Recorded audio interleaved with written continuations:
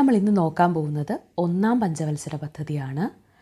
ഒന്നാം പഞ്ചവത്സര പദ്ധതിയുമായി ബന്ധപ്പെട്ട എല്ലാ കാര്യങ്ങളും കൃത്യമായി നമ്മൾ ഈ ഒരു ക്ലാസ്സിലൂടെ ഇന്ന് പഠിക്കും. അതോടൊപ്പം തന്നെ പഞ്ചവത്സര പദ്ധതി എന്താണ്, ഏതു പരീക്ഷയിൽ ചോദിച്ചാലും എല്ലാ ഉത്തരങ്ങളും ശരിയാക്കുന്ന വിധത്തിലേക്ക് നിങ്ങളെ മാറ്റിയെടുക്കുക കൂടിയാണ് നമ്മളിന്ന് ഉദ്ദേശിക്കുന്നത്. അപ്പോൾ നമ്മൾ ആദ്യം നോക്കുന്നത് ഒന്നാം പഞ്ചവത്സര പദ്ധതിയാണ്. അങ്ങനെ എല്ലാ പദ്ധതികളും നമ്മൾ കൃത്യമായിട്ടും ക്ലിയറായിട്ടും പഠിക്കും. ഒന്നാം പഞ്ചവത്സര പദ്ധതിയിലേക്ക് പോകാൻ നമുക്ക് സമയം കളയണ്ട. ഒന്നാം പഞ്ചവത്സര പദ്ധതി 1951 അവതരിപ്പിച്ച് 1956 വരെയാണ് ഒന്നാം പഞ്ചവത്സര പദ്ധതിയുടെ കാലയളവെന്ന് പറയുന്നത്. പഞ്ചവത്സരം എന്ന് പറയുമ്പോൾ പഞ്ചാന്ന് വെച്ചാൽ എന്താണ്, 5 വർഷം. അപ്പോൾ 5 വർഷത്തെ പദ്ധതികളാണല്ലോ ഈ പഞ്ചവത്സര പദ്ധതികളെന്ന് പറയുന്നത്. അങ്ങനെയാണെങ്കിൽ ഒന്നാം പഞ്ചവത്സര പദ്ധതി 1951 മുതൽ 56 വരെയാണ്. വർഷം ഓർത്തിരിക്കാൻ ഒന്ന് ശ്രദ്ധിച്ചേ. 1951 51 ഒന്നാം പഞ്ചവത്സര പദ്ധതി. ആ ഒന്നും കൂടി ഒന്ന് കണക്ട് ചെയ്യുക. പിന്നെ 5 വർഷം കഴിയുമ്പോൾ എന്താണ്, 1956 പഞ്ചവത്സര പദ്ധതി അവസാനിച്ചത്, ഒന്നാം പഞ്ചവത്സര പദ്ധതി. അപ്പോൾ ഒന്നാം പഞ്ചവത്സര പദ്ധതിയുടെ കാലയളവെന്ന് പറയുന്നത് 1951 മുതൽ 1956 വരെയാണ്. ഇനി ഒന്നാം പഞ്ചവത്സര പദ്ധതിയുടെ വർഷം ആരും മറക്കരുത്. ഒന്നാം പദ്ധതി 1951 മുതൽ 1956 വരെയാണ്. അപ്പോൾ പഞ്ചവത്സര പദ്ധതിയുടെ കാലയളവ് എത്രയാണ്? 1951 മുതൽ 1956 വരെയാണ് ഒന്നാം പഞ്ചവത്സര പദ്ധതി. പദ്ധതിയുടെ ഒരു ലക്ഷ്യം എന്ന് പറഞ്ഞാൽ ഇന്ത്യയുടെ പ്രതിശീർഷ വ്യക്തിഗത വരുമാന നിരക്ക് പരമാവധിയാക്കുക എന്നതായിരുന്നു. ഇന്ത്യയുടെ പ്രതിശീർഷ വ്യക്തിഗത വരുമാന നിരക്ക് പരമാവധിയാക്കുക എന്നതായിരുന്നു ഒന്നാം പഞ്ചവത്സര പദ്ധതിയുടെ ലക്ഷ്യം. ഒന്നാം പഞ്ചവത്സര പദ്ധതി അവതരിപ്പിച്ചത് ഇന്ത്യയുടെ പ്രഥമ പ്രധാനമന്ത്രിയായിരുന്ന ജവഹർലാൽ നെഹ്റു ആണ്. ഒന്നാം പദ്ധതി അവതരിപ്പിച്ചത് ആരാണ്? ഒന്നാം പദ്ധതി അവതരിപ്പിച്ചത് ഇന്ത്യയുടെ പ്രഥമ പ്രധാനമന്ത്രിയായിരുന്ന ജവഹർലാൽ നെഹ്റു ആണ് ഒന്നാം പഞ്ചവത്സര പദ്ധതി അവതരിപ്പിച്ചത്. ആരാണ്? ജവഹർലാൽ നെഹ്റു ആണ് ഒന്നാം പഞ്ചവത്സര പദ്ധതി അവതരിപ്പിച്ചത്. പ്രാഥമിക മേഖലയിൽ ശ്രദ്ധ കേന്ദ്രീകരിച്ച് ഇന്ത്യൻ സാമ്പത്തിക സ്ഥിതി ഉയർത്തുക എന്നതായിരുന്നു പദ്ധതിയുടെ പ്രധാന ലക്ഷ്യം. എന്താണ്? പ്രാഥമിക മേഖലയിൽ ശ്രദ്ധ കേന്ദ്രീകരിച്ച് ഇന്ത്യൻ സാമ്പത്തിക സ്ഥിതി ഉയർത്തുക. പ്രാഥമിക മേഖല എന്ന് പറയുമ്പോൾ എന്താണ്? പ്രാഥമിക മേഖല എന്ന് പറയുമ്പോൾ അത് കാർഷിക മേഖലയാണ്. പ്രാഥമിക മേഖല എന്താണ്? കാർഷിക മേഖലയാണ് പ്രാഥമിക മേഖല. അപ്പോൾ കാർഷിക മേഖലയിൽ ശ്രദ്ധ കേന്ദ്രീകരിച്ച് ഇന്ത്യൻ സാമ്പത്തിക സ്ഥിതി ഉയർത്തുകയായിരുന്നു ലക്ഷ്യം. KN രാജാണ് ഇതിൻ്റെ ആമുഖം തയ്യാറാക്കിയത്. ഒന്നാം പദ്ധതിയുടെ ആമുഖം തയ്യാറാക്കിയതാരാണ്? KN രാജാണ്. സാമ്പത്തിക ശാസ്ത്രജ്ഞനായ KN രാജാണ് ഒന്നാം പദ്ധതിയുടെ ആമുഖം തയ്യാറാക്കിയത്. ഹരോഡ് ഡോമർ മാതൃകയെ അടിസ്ഥാനമാക്കിയാണ് ഈ പദ്ധതി തയ്യാറാക്കിയത്. എന്തിനെ അടിസ്ഥാനപ്പെടുത്തിയാണ്? ഹരോഡ് ഡോമർ മാതൃകയെ അടിസ്ഥാനപ്പെടുത്തിയാണ് ഈ പദ്ധതി എന്ത് ചെയ്തത്? തയ്യാറാക്കപ്പെട്ടത്. ഒന്നാം പദ്ധതി ആരംഭിക്കുന്നതിനൊക്കെ മുൻപ് പ്രധാനമായിട്ടും 3 തരത്തിലുള്ള പ്രശ്നങ്ങളാണ് ഇന്ത്യ അഭിമുഖീകരിക്കേണ്ടി വന്നത്. എന്തൊക്കെയാണ്? അഭയാർത്ഥികളുടെ ഒഴുക്ക്, കടുത്ത ഭക്ഷ്യക്ഷാമം, അതുപോലെ ഒപ്പം വർദ്ധിച്ചു വരുന്ന പണപ്പെരുപ്പവും. ഈ 3 കാരണങ്ങളാണ് ഒന്നാം പദ്ധതിക്ക് മുൻപ് ഇന്ത്യ അഭിമുഖീകരിച്ച പ്രധാനപ്പെട്ട വെല്ലുവിളികളോ അല്ലെങ്കിൽ പ്രശ്നങ്ങളെന്നൊക്കെ നമുക്ക് പറയാം. ഈ പ്രശ്നങ്ങളെല്ലാം പരിഹരിക്കുന്നത് എന്താണ്? പഞ്ചവത്സര പദ്ധതിയിലൂടെ സാധ്യമാകണം എന്ന ലക്ഷ്യത്തോടെയാണ് പഞ്ചവത്സര പദ്ധതികൾ അവതരിപ്പിച്ചു തുടങ്ങിയത്. നമുക്കൊന്നുകൂടി പറഞ്ഞ കാര്യങ്ങൾ ആവർത്തിക്കാം. 1951 മുതൽ 1956 വരെയാണ് ഒന്നാം പഞ്ചവത്സര പദ്ധതിയുടെ പദ്ധതി കാലയളവ്. ഇന്ത്യയുടെ പ്രതിശീർഷ വ്യക്തിഗത വരുമാന നിരക്ക് പരമാവധിയാക്കുക എന്നതായിരുന്നു പദ്ധതിയുടെ ലക്ഷ്യം. നെഹ്റു ആണ് ഒന്നാം പഞ്ചവത്സര പദ്ധതി അവതരിപ്പിച്ചത്. പ്രാഥമിക മേഖലയിൽ ശ്രദ്ധ കേന്ദ്രീകരിച്ച് ഇന്ത്യൻ സാമ്പത്തിക സ്ഥിതി ഉയർത്തുക, അതായത് കൃഷിക്ക് കൂടുതൽ പ്രാധാന്യം കൊടുത്ത് കാർഷിക മേഖലയെ ഉയർത്തിക്കൊണ്ടുവന്ന് ഇന്ത്യയുടെ എന്താണ്, സാമ്പത്തിക സ്ഥിതിയെ മെച്ചപ്പെടുത്തുകയാണ് ഒന്നാം പഞ്ചവത്സര പദ്ധതി കൊണ്ട് ലക്ഷ്യമാക്കിയത്. KN രാജാണ് പദ്ധതിയുടെ ആമുഖം തയ്യാറാക്കിയത്. ഹരോഡ് ഡോമർ മാതൃക അനുസരിച്ചാണ് ഒന്നാം പഞ്ചവത്സര പദ്ധതി തയ്യാറാക്കപ്പെട്ടത്. ഇത്രയും കാര്യങ്ങളാണ് നമ്മൾ പറഞ്ഞത്. ഒന്നാം പഞ്ചവത്സര പദ്ധതിയുടെ ലക്ഷ്യം എന്ന് പറയുന്നത് 2.1% GDP വളർച്ച കൈവരിക്കുക എന്നുള്ളതായിരുന്നു. എത്രയാണ്? 2.1% GDP കൈവരിക്കാനാണ് ലക്ഷ്യമിട്ടത്. അത് 3.6% വളർന്നു എന്ന് പറയുമ്പോൾ ഒന്നാം പദ്ധതി എന്താണ്? ഒരു വിജയമായ പദ്ധതിയായിരുന്നു. അതുകൊണ്ട് തന്നെ മുൻപോട്ടുള്ള പഞ്ചവത്സര പദ്ധതികളെ നടപ്പാക്കുന്നതിന് ഇതെന്താണ്?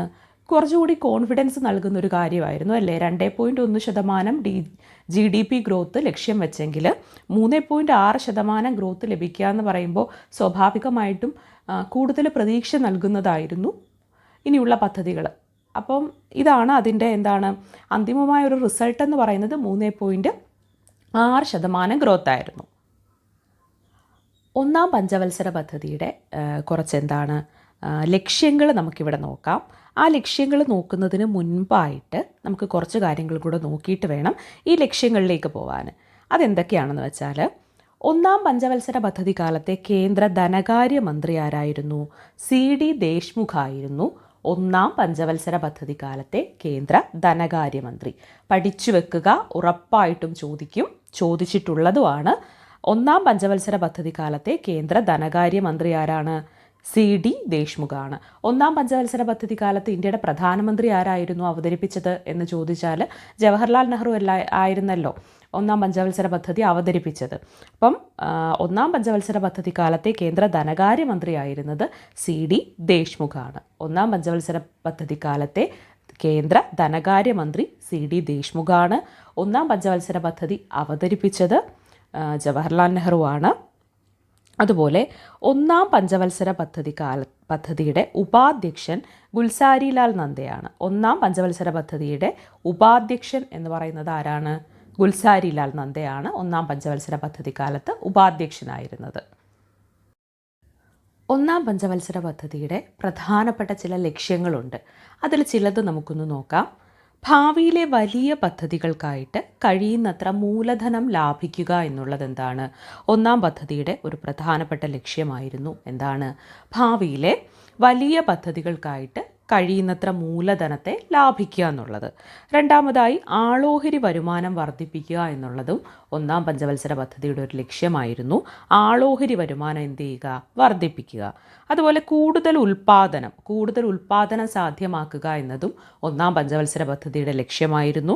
അതുപോലെ തൊഴിൽ നൽകുക, എല്ലാവർക്കും തൊഴിൽ നൽകുക, ഉൽപ്പാദനം വർദ്ധിപ്പിക്കുക, അതുവഴി ആളോഹരി വരുമാനം വർദ്ധിപ്പിക്കുക. ഭാവിയിലെ വലിയ പദ്ധതികൾക്കായിട്ട് കഴിയുന്നത്ര മൂലധനം ലാഭിക്കുക.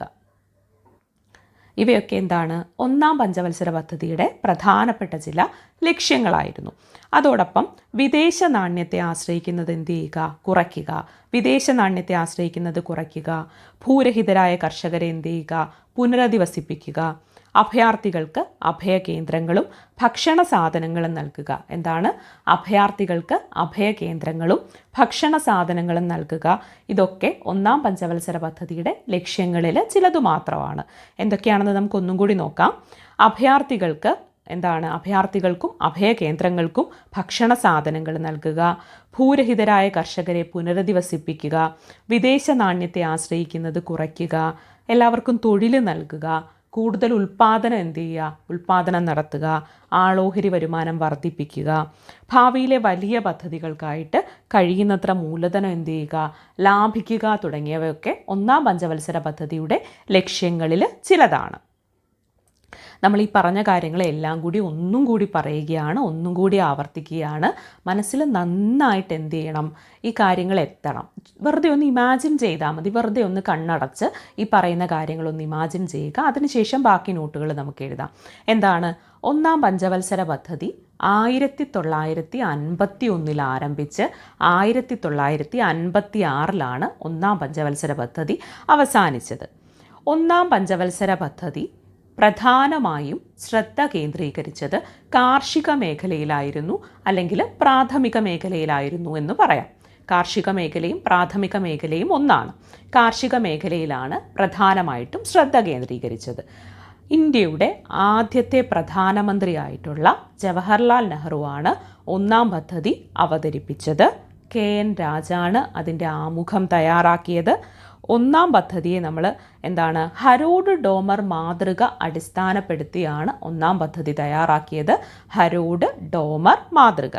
അതുപോലെ തന്നെ ഒന്നാം പഞ്ചവത്സര പദ്ധതിക്കാലത്ത് കേന്ദ്ര ധനകാര്യ മന്ത്രിയായിരുന്നത് CD ദേശ്മുഖാണ്. ഒന്നാം പഞ്ചവത്സര പദ്ധതിയുടെ ഉപാധ്യക്ഷൻ ഗുൽസാരിലാൽ നന്ദയാണ് ഒന്നാം പഞ്ചവത്സര പദ്ധതിയുടെ ഉപാധ്യക്ഷൻ. ഒന്നാം പഞ്ചവത്സര പദ്ധതിക്ക് പ്രധാനപ്പെട്ട ചില ലക്ഷ്യങ്ങളുണ്ടായിരുന്നു. ഒന്ന്, ഭാവിയിലെ വലിയ പദ്ധതികൾക്കായിട്ട് കഴിയുന്നത്ര മൂലധനം എന്ത് ചെയ്യുക, ലാഭിക്കുക.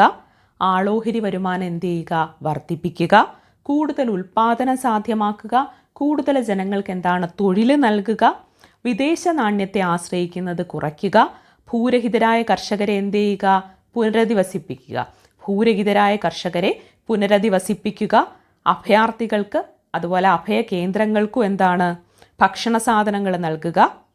അഭയാർത്ഥികൾക്കും അഭയ കേന്ദ്രങ്ങൾക്കും എന്താണ്, ഭക്ഷണ സാധനങ്ങൾ നൽകുക. ഇതൊക്കെ ഒന്നാം പഞ്ചവത്സര പദ്ധതിയുടെ ലക്ഷ്യങ്ങളായിരുന്നു. ഒന്നാം പഞ്ചവത്സര പദ്ധതി കാലത്താണ് ഇന്ത്യയിൽ ആദ്യമായിട്ട് ഒന്നാം പഞ്ചവത്സര പദ്ധതിയുടെ ഒരു അവസാനത്തിലൊക്കെയാണ് ഇന്ത്യൻ ഇൻസ്റ്റിറ്റ്യൂട്ട് ഓഫ് ടെക്നോളജി സ്ഥാപിതമാകുന്നത്. ഇന്ത്യൻ ഇൻസ്റ്റിറ്റ്യൂട്ട് ഓഫ് ടെക്നോളജി സ്ഥാപിതമാകുന്നത് എപ്പോഴാണ്? ഒന്നാം പഞ്ചവത്സര പദ്ധതി കാലത്താണ് ഇന്ത്യൻ ഇൻസ്റ്റിറ്റ്യൂട്ട് ഓഫ് ടെക്നോളജി സ്ഥാപിതമാകുന്നത്. അതുപോലെ തന്നെ ഡാമിനും ജലസേചന സൗകര്യങ്ങൾക്കൊക്കെ ശ്രദ്ധ കൊടുത്ത പദ്ധതിയായിരുന്നു ഒന്നാം പഞ്ചവത്സര പദ്ധതി. എന്തുകൊണ്ടായിരിക്കാം ഡാമിനും ജലസേചന സൗകര്യങ്ങൾക്കൊക്കെ ഇത്ര ശ്രദ്ധ കൊടുത്തത്? ഒന്നാം പദ്ധതി ലക്ഷ്യം വെച്ചത് കാർഷിക മേഖലയിലെ പുരോഗതിയായിരുന്നു. കൃഷിക്ക് ജലം ആവശ്യമാണ്.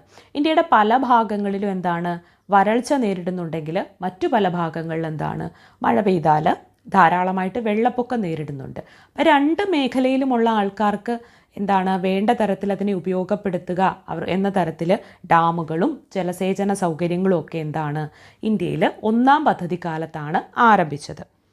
അതുപോലെ തന്നെ ഭൂപരിഷ്കരണത്തിന് ഊന്നൽ നൽകിയ പദ്ധതിയായിരുന്നു ഒന്നാം പഞ്ചവത്സര പദ്ധതി. ഭൂപരിഷ്കരണത്തിന് ഊന്നൽ നൽകിയ പദ്ധതിയായിരുന്നു ഒന്നാം പഞ്ചവത്സര പദ്ധതി.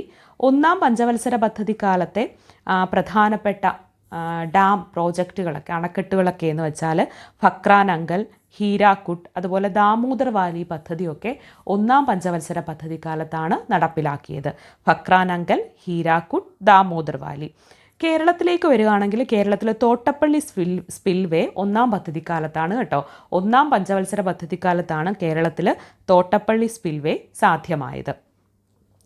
ഒന്നാം പഞ്ചവത്സര പദ്ധതിക്കാലത്താണ് UGC university grants commission UGC സ്ഥാപിതമായത്. അത് 1953 ഡിസംബർ 28 1953 ഡിസംബർ 28 ഇന്ത്യയിൽ UGC വന്നത്, യൂണിവേഴ്സിറ്റി ഗ്രാൻസ് കമ്മീഷൻ വന്നത്. അണക്കെട്ടുകളെ ഇന്ത്യയുടെ മഹാക്ഷേത്രങ്ങളാണ് എന്ന് വിശേഷിപ്പിച്ചത് ജവഹർലാൽ നെഹ്റു ആണ്. അണക്കെട്ടുകൾ ഇന്ത്യയുടെ മഹാക്ഷേത്രങ്ങളാണ് എന്ന് വിശേഷിപ്പിച്ചത് ജവഹർലാൽ നെഹ്റു ആണ്. ഒന്നാം പഞ്ചവത്സര പദ്ധതി ഭൂപരിഷ്കരണത്തിന് ഊന്നൽ നൽകി. ഫക്രാനങ്കൽ, ഹീരാക്കുഡ്, ദാമോദർ വാലി പദ്ധതികളൊക്കെ ഒന്നാം പഞ്ചവത്സര പദ്ധതി കാലത്താണ്. UGC നിലവിൽ വന്നത് ഒന്നാം പഞ്ചവത്സര പദ്ധതി കാലത്താണ്. UGC വന്നത് ഒന്നാം പഞ്ചവത്സര പദ്ധതി കാലത്താണ്. കേരളത്തിലെ തോട്ടപ്പള്ളി സ്പിൽവേ വന്നതും ഒന്നാം പഞ്ചവത്സര പദ്ധതി കാലത്താണ്. അണക്കെട്ടുകൾ ഇന്ത്യയുടെ മഹാക്ഷേത്രങ്ങളാണ് എന്ന് പറഞ്ഞതാരാ? അത് ജവഹർലാൽ നെഹ്റു ആണ്. അതോടൊപ്പം കുടുംബാസൂത്രണം ആരംഭിച്ചതും ഒന്നാം പഞ്ചവത്സര പദ്ധതി കാലത്താണ്. 1952 ഒക്ടോബർ 2 കുടുംബാസൂത്രണം ആരംഭിച്ചതും ഒന്നാം പഞ്ചവത്സര പദ്ധതി കാലത്താണ്. നമുക്ക് എല്ലാ കാര്യങ്ങളും ഒന്നും കൂടി സോർട്ട് ചെയ്ത് പറയാം. നമ്മുടെ ഒന്നാം പഞ്ചവത്സര പദ്ധതിയെ പറ്റിയാണ് പറയുന്നത്. 1951 ആരംഭിച്ച് 1956 വരെ നീണ്ടു നിന്ന ഒന്നാം പഞ്ചവത്സര പദ്ധതി അവതരിപ്പിച്ചത് ഇന്ത്യയുടെ പ്രഥമ പ്രധാനമന്ത്രിയായിട്ടുള്ള ജവഹർലാൽ നെഹ്റു ആണ്. ഒന്നാം പഞ്ചവത്സര പദ്ധതിയുടെ ഉപാധ്യക്ഷൻ ഗുൽസാരിലാൽ നന്ദയാണ്. ഒന്നാം പഞ്ചവത്സര പദ്ധതിയുടെ ആമുഖം തയ്യാറാക്കിയത് KN രാജാണ്. ഒന്നാം പഞ്ചവത്സര പദ്ധതി കാലത്തെ കേന്ദ്ര ധനകാര്യമന്ത്രി CT ദേശ്മുഖാണ്. ഇന്ത്യയുടെ പ്രതിശീർഷ വ്യക്തിഗത വരുമാന നിരക്ക് പരമാവധിയാക്കുക എന്നതായിരുന്നു ഒന്നാം പഞ്ചവത്സര പദ്ധതിയുടെ ലക്ഷ്യം എന്ന് പറയുന്നത്. പ്രാഥമിക മേഖലയിൽ അല്ലെങ്കിൽ കാർഷിക മേഖലയിൽ ശ്രദ്ധ കേന്ദ്രീകരിച്ച് ഇന്ത്യൻ സാമ്പത്തിക സ്ഥിതി ഉയർത്തിക്കൊണ്ടുവരികയാണ് ഒന്നാം പഞ്ചവത്സര പദ്ധതി ലക്ഷ്യമിട്ടത്. എന്താണ്? പ്രാഥമിക മേഖലയിൽ ശ്രദ്ധ കേന്ദ്രീകരിച്ച് ഇന്ത്യൻ സാമ്പത്തിക സ്ഥിതി ഉയർത്തുക എന്നതാണ് ഒന്നാം പഞ്ചവത്സര പദ്ധതിയുടെ ലക്ഷ്യം എന്ന് പറയുന്നത്. 2.1% GDP ഗ്രോത്ത് കൈവരിക്കാൻ പദ്ധതി ലക്ഷ്യമിട്ടപ്പോൾ 3.6% GDP വളർന്നു. അത് ഈ പദ്ധതിയുടെ എന്താണ്? ഒരു വിജയമായിട്ടാണ് കണക്കാക്കുന്നത്. ഭാവിയിലെ വലിയ പദ്ധതികൾക്കായിട്ട് കഴിയുന്നത്ര മൂലധനം ലാഭിക്കുക എന്നുള്ളത് ഒന്നാം പഞ്ചവത്സര പദ്ധതിയുടെ ഒരു ലക്ഷ്യമായിരുന്നു. ആളോഹരി വരുമാനം വർദ്ധിപ്പിക്കുക എന്നുള്ളത് ഈ പദ്ധതിയുടെ ഒരു ലക്ഷ്യമായിരുന്നു. കൂടുതൽ ഉൽപ്പാദനം സാധ്യമാക്കുക എന്നുള്ളത് ഒന്നാം പഞ്ചവത്സര പദ്ധതിയുടെ ലക്ഷ്യമായിരുന്നു. തൊഴിൽ നൽകുക എന്നുള്ളത് ഈ പദ്ധതിയുടെ ലക്ഷ്യമായിരുന്നു. വിദേശ നാണ്യത്തെ ആശ്രയിക്കുന്നത് എന്ത് ചെയ്യുക? കുറയ്ക്കുക എന്നത് ഈ പദ്ധതിയുടെ ലക്ഷ്യമായിരുന്നു. ഭൂരഹിതരായ കർഷകരെ പുനരധിവസിപ്പിക്കുക. എന്താണ്? ഭൂരഹിതരായ കർഷകരെ പുനരധിവസിപ്പിക്കുക എന്നുള്ളത് ഈ പദ്ധതിയുടെ ഒരു പ്രധാന ലക്ഷ്യമായിരുന്നു. അഭയാർത്ഥികൾക്ക് അഭയകേന്ദ്രങ്ങൾക്കും എന്താണ്? ഭക്ഷണ സാധനങ്ങൾ നൽകുക. അതും ഈ പദ്ധതിയുടെ ലക്ഷ്യമായിരുന്നു. ആദ്യത്തെ ഇന്ത്യയിൽ ഈ പദ്ധതിയുടെ ഒരു അവസാന കാലത്താണ് ഇന്ത്യൻ ഇൻസ്റ്റിറ്റ്യൂട്ട് ഓഫ് ടെക്നോളജി സ്ഥാപിതമായത്. അതുപോലെ ഡാമിനും ജലസേചനത്തിനും നല്ല പ്രാധാന്യം കൊടുത്തൊരു പദ്ധതിയായിരുന്നു. ഫക്രാനങ്കൽ, ഹീരാക്കുഡ്, ദാമോദർ വാലി പദ്ധതികളൊക്കെ നടപ്പിലാക്കിയത് ഒന്നാം പഞ്ചവത്സര പദ്ധതിക്കാലത്താണ്. ഭൂപരിഷ്കരണത്തിന് ഊന്നൽ നൽകിയ പദ്ധതിയായിരുന്നു. കുടുംബാസൂത്രണത്തിന് ഊന്നൽ നൽകിയ പദ്ധതിയായിരുന്നു. അതുപോലെ UGC യൂണിവേഴ്സിറ്റി ഗ്രാൻറ്റ്സ് കമ്മീഷൻ സ്ഥാപിതമായത് എങ്ങനെയാണ്? ഒന്നാം പദ്ധതിക്കാലത്താണ്. കേരളത്തിലെ തോട്ടപ്പള്ളി സ്പിൽവേ ഒന്നാം പദ്ധതിക്കാലത്ത് വന്നതാണ്. അതുപോലെ തന്നെ അണക്കെട്ടുകൾ ഇന്ത്യയുടെ മഹാക്ഷേത്രങ്ങളാണെന്ന് പറഞ്ഞത് ആരാണ്? ജവഹർലാൽ നെഹ്റു ആണ്. അപ്പോൾ ഇത്രയും കാര്യങ്ങളാണ് ഒന്നാം പഞ്ചവത്സര പദ്ധതിയിൽ നിന്ന് നമുക്ക് പഠിക്കാനുള്ളത്. ഒന്നാം പഞ്ചവത്സര പദ്ധതി നന്നായി മനസ്സിലാക്കി പഠിക്കുക.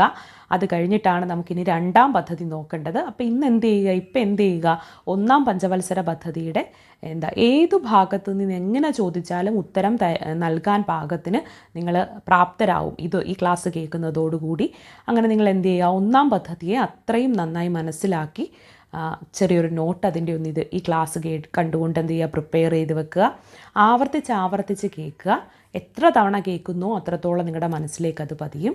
അപ്പോൾ എന്താണ് ഒന്നാം പദ്ധതി ഇനി നിങ്ങൾക്ക് ഒരിക്കലും ഡൗട്ടോ അല്ലെങ്കിൽ നിങ്ങൾ മറക്കാനോ ഒന്നും പാടില്ല. നമുക്ക് രണ്ടാം പദ്ധതി നോക്കാം ഇനി അടുത്ത ക്ലാസ്സിൽ.